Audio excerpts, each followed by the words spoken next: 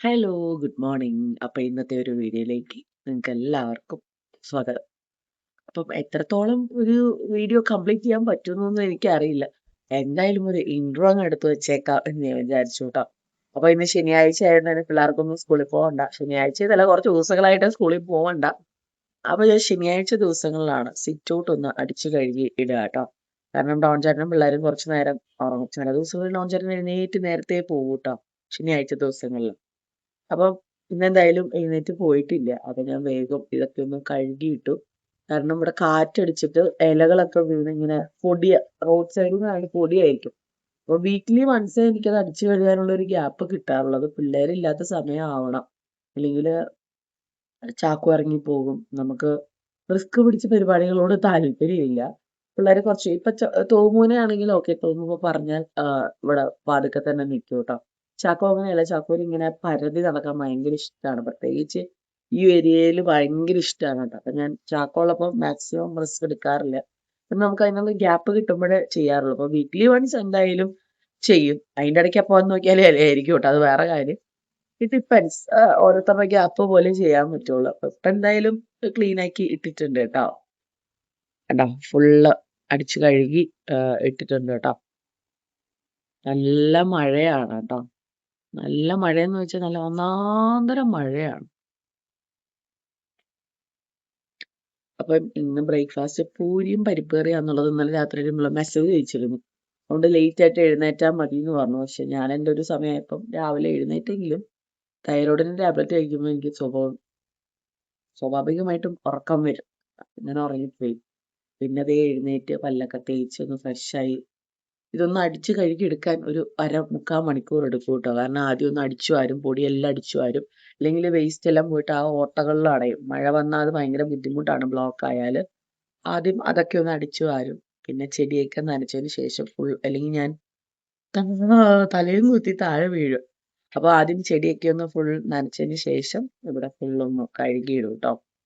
കഴുകിയിട്ടിട്ട് വൈപ്പറുണ്ട്, wiper വെച്ചിട്ട് ഞാൻ വെള്ളം അങ്ങ് അടിച്ച് കഴുകും. അഥവാ എന്തെങ്കിലും കറയുണ്ട്, ഇല വീണിട്ട് ചിലപ്പോൾ ഒട്ടിപ്പിടിച്ചിരുന്ന് കറയാകാറുണ്ട് കേട്ടോ. അപ്പൊ അങ്ങനെ എന്തെങ്കിലും ഉണ്ടെങ്കിൽ ചൂലും വെച്ചൊന്ന് അടിച്ചിട്ട് ഫുൾ വൈപ്പർ വെച്ച് പാട്ടിച്ചെടുക്കും. അപ്പൊ വെള്ളം ഫുൾ പോകും. വെള്ളം അവിടെ തളം കെട്ടി കിടക്കുന്ന പരിപാടികളൊന്നുമില്ല, ഫുൾ വൃത്തിയാവും കേട്ടോ.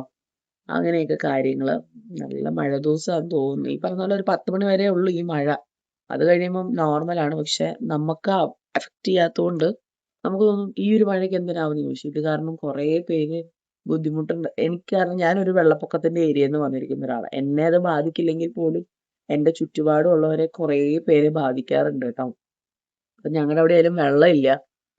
നമുക്ക് കുളം കുത്തിയിട്ടുള്ള വെള്ളമാണ് വരുന്നത്. നമുക്ക് കിണറുണ്ടെങ്കിൽ നമ്മൾ മോട്ടറൊന്നും വെച്ചിട്ടില്ല. പണ്ട് തൊട്ടേ മോട്ടർ വെച്ചിട്ടില്ല. നമ്മൾ വന്ന് വെരി നിയർ തന്നെ കുളം കുത്തി കുടിവെള്ള പദ്ധതി വന്നു. പിന്നെ നമ്മൾ അങ്ങനെ എടുത്തിട്ടില്ല. പിന്നെ ഞങ്ങളുടെ കിണറിന് നല്ല ഡെപ്ത് ഉണ്ട്. നല്ലെന്ന് വെച്ചാൽ നല്ല ഡെപ്ത് ഉണ്ട്. വീണാ പിന്നെ പൊടി നോക്കണ്ട, ചത്തൂന്ന് മാത്രം മനസ്സിൽ വിചാരിച്ചാൽ മതി.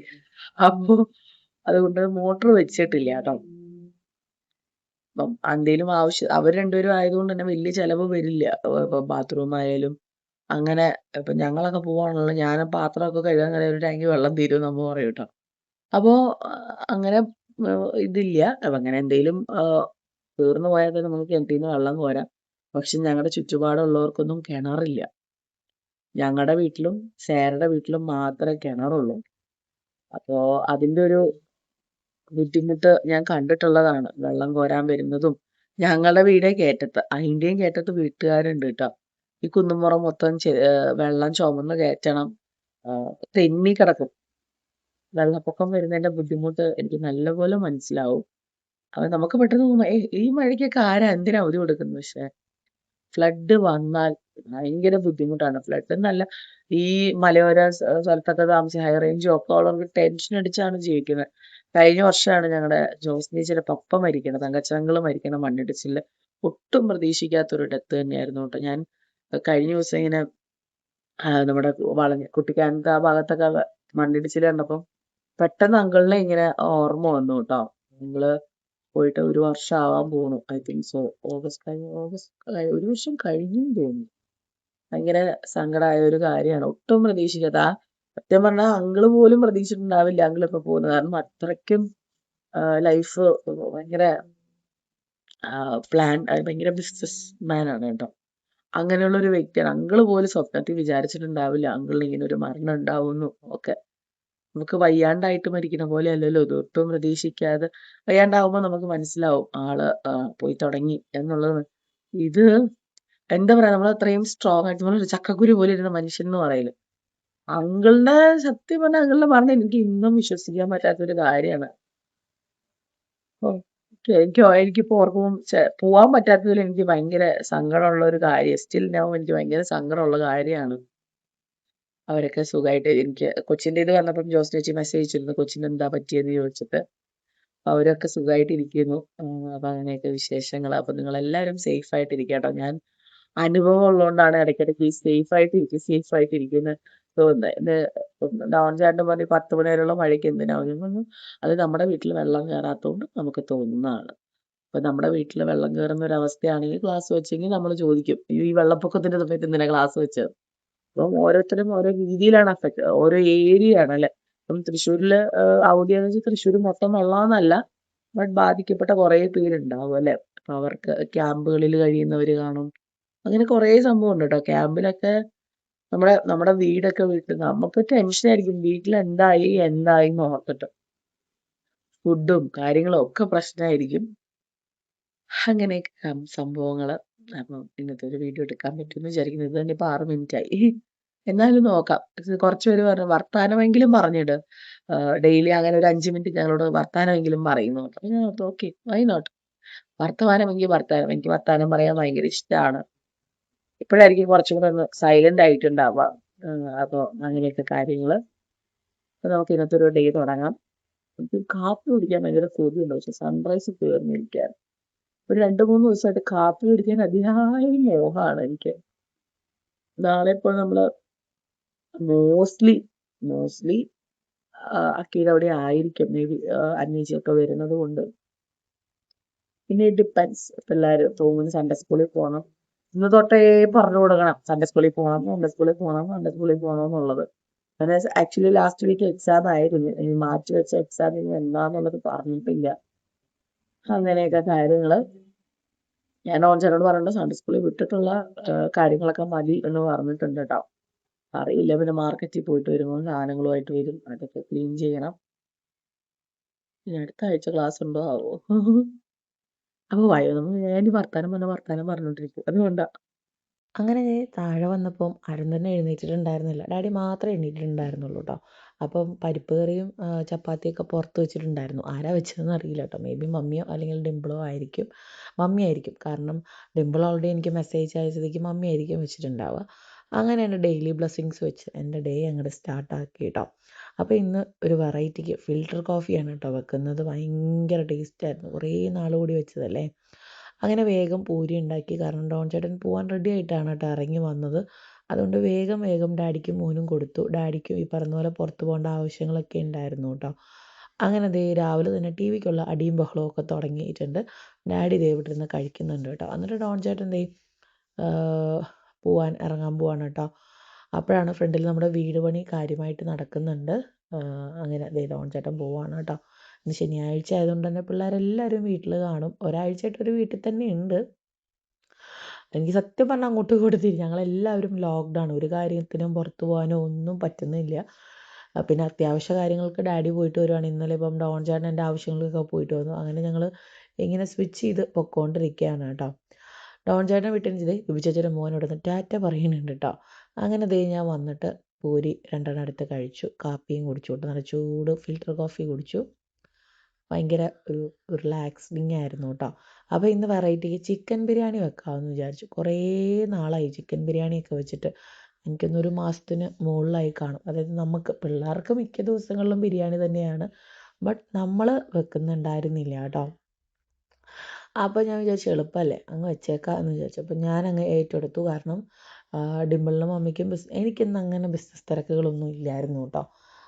ഞാനതിന് മെനക്കെടാനൊന്നും നിന്നില്ല. കാരണം നമ്മൾ ചിലർ ചോദിക്കും വേറെ ആരും ഹെൽപ്പ് ചെയ്യാറ്. അങ്ങനെയല്ല, നമ്മൾ ഓരോരുത്തരുടെ തിരക്കനുസരിച്ചാണ് അടുക്കള സ്വിച്ച് ചെയ്ത് യൂസ് ചെയ്യുക.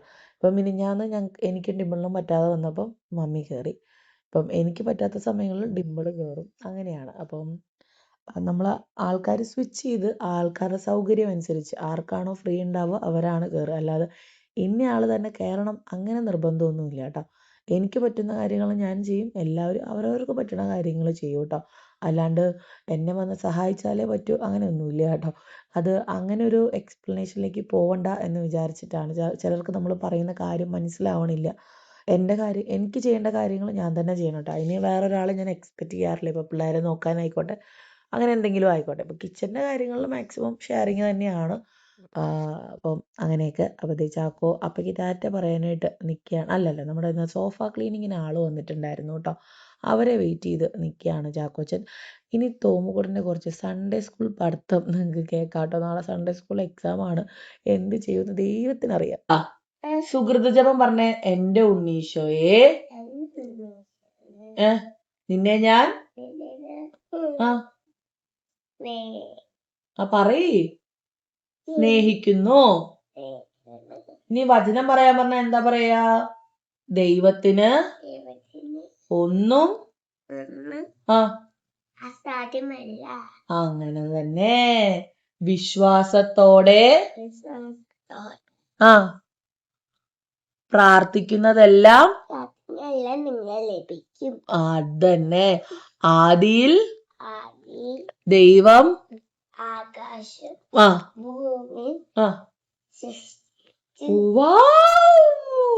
സുഹൃത ജപം എന്താണ്? എൻ്റെ ഉണ്ണീശോയെ നിന്നെ ഞാൻ സ്നേഹിക്കണം. വാവ്. പിന്നെ തോമുന്റെ മാമോദിസ പേരെന്താ പൊന്നോ? പറയ്.